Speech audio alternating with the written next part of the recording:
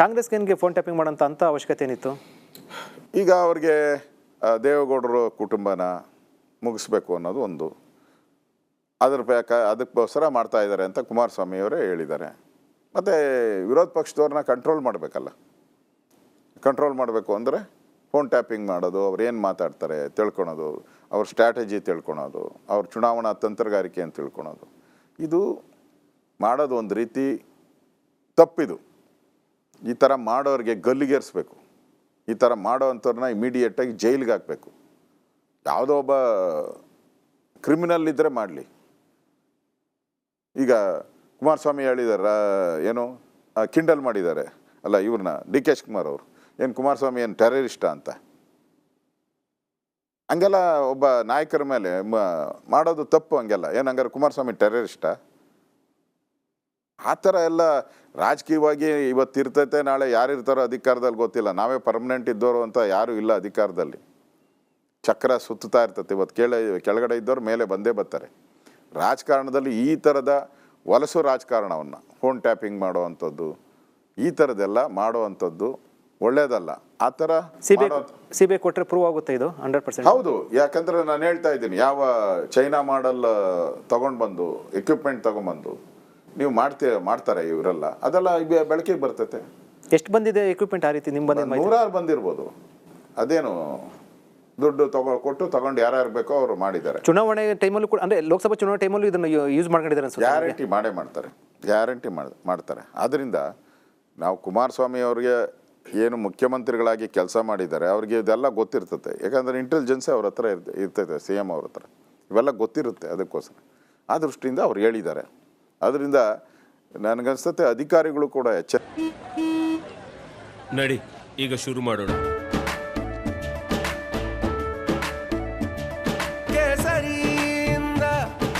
ಮನೋಲ್ಲಾಸ ಮನಸ್ಸು ಮತ್ತೇರಿ ಕುಣಿದಾಡಿದೆ ನೋಡು, ಮನಸ್ಸು ಮತ್ತೇರಿ ಕುಣಿದಾಡಿದೆ ನೋಡು.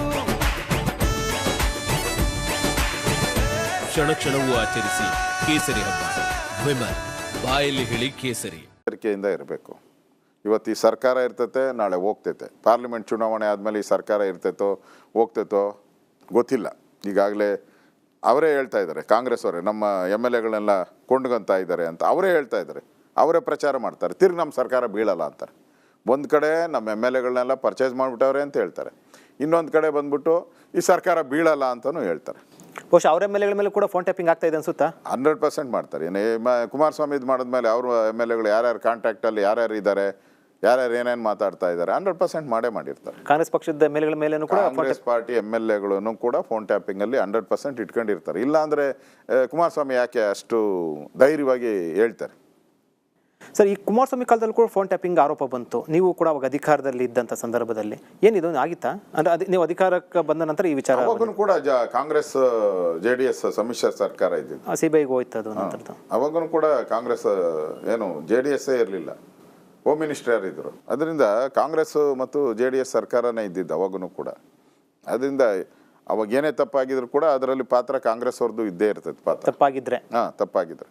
ಅದರಿಂದ ನಾನು ಅನ್ಸೋದು ಇದೆಲ್ಲನೂ ಕೂಡ ಈ ಫೋನ್ ಟ್ಯಾಪಿಂಗ್ ವಿಚಾರ ಪದೇ ಪದೇ ಬರ್ತಾ ಇರ್ತೈತೆ. ಪ್ರತಿ ಒಂದು ಸರ್ಕಾರ ಬಂದಾಗೂ ಕೂಡ ಫೋನ್ ಟ್ಯಾಪಿಂಗ್ ವಿಚಾರ ಬಂದೇ ಬರ್ತದೆ. ಅದಕ್ಕೆ ಒಂದ್ಸರಿ ಅಂತ್ಯ ಆಡಬೇಕು ಇದಕ್ಕೆ. ಅಶೋಕರು, ಈಗ ಇಡೀ ದೇಶಾದ್ಯಂತ ಚರ್ಚೆ ಆಗಿರುವಂಥದ್ದು ಪ್ರಜ್ವಲ್ ರೇವಣ್ಣ ಪ್ರಕರಣ. ಅದು ಹೆಂಗಂದ್ರೆ ಅದು ಯಾವ ಮಟ್ಟಿಗೆ ಅಂತಂದರೆ, ನಿಮಗೆ ಖುದ್ದು ಪ್ರಧಾನಮಂತ್ರಿ ನರೇಂದ್ರ ಮೋದಿ ಅವರು ಮಾತಾಡಿದ್ರು, ಅಮಿತ್ ಶಾ ಅವರು ಕೂಡ ಮಾತಾಡಿದ್ರು. ಅಂದರೆ ಕಾಂಗ್ರೆಸ್ನ ಇದಕ್ಕೆ ತಿರುಗ್ಬಾಣ ಆಗುತ್ತೆ ಅಂತ ಖುದ್ದು ಅಮಿತ್ ಶಾ ಅವರು ನಮ್ಮ ರಿಪಬ್ಲಿಕ್ ಇಂಟರ್ವ್ಯೂ ಕೂಡ ಹೇಳಿದ್ರು.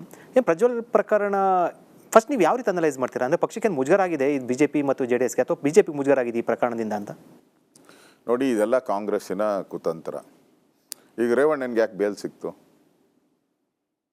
ಅಂದರೆ ಡಾಕ್ಯುಮೆಂಟ್ ಯಾಕೆ ಕೊಡಲಿಲ್ಲ ಬೇಲ್ಗೆ? ಈಗ ಕೇಜ್ರಿವಾಲ್ಗೆ ಯಾಕೆ ಬೇಲೇ ಕೊಡಲಿಲ್ಲ? ಅವರ ಉಪಮುಖ್ಯಮಂತ್ರಿ 1 ವರ್ಷ ಆಗೋತಾನೋ ಅವ್ರು ಜೈಲಿಗೆ ಹೋಗಿ, ಬೇಲ್ ಕೊಟ್ಟಿಲ್ಲ? ಸಿಸೋಡಿಯಾ ದಾಖಲೆಗಳು ಕೊಟ್ಟಿದ್ದಾರೆ.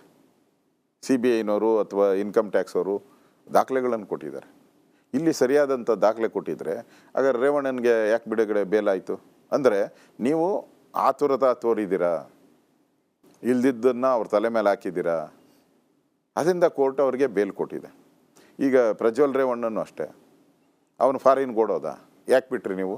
ಯಾಕೆ ಕೇಂದ್ರ ಲ್ಯಾಂಡ್ ಆರ್ಡರ್ ಯಾಕೆ ಕೇಂದ್ರ ಸರ್ಕಾರ ಪಾಸ್ಪೋರ್ಟು ಕ್ಯಾನ್ಸಲ್ ಮಾಡಬೇಕಾಗಿತ್ತು, ಯಾಕೆ ಕ್ಯಾನ್ಸಲ್ ಮಾಡಲಿಲ್ಲ ಪಾಸ್ಪೋರ್ಟು?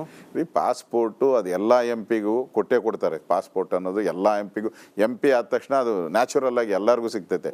ಇವ್ರಿಗೂ ಕಾಂಗ್ರೆಸ್ ಅವ್ರಿಗೂ ಸಿಗ್ತೈತೆ, BJP ಮುಖ್ಯಮಂತ್ರಿ ಸಿದ್ದರಾಮಯ್ಯ ಪತ್ರ ಬರೆದಿದ್ರು ಪಾಸ್ಪೋರ್ಟ್ ಕ್ಯಾನ್ಸಲ್ ಮಾಡಿ ಅಂತ. ನಿಮ್ಮ ಮೇಲೆ ಒಂದು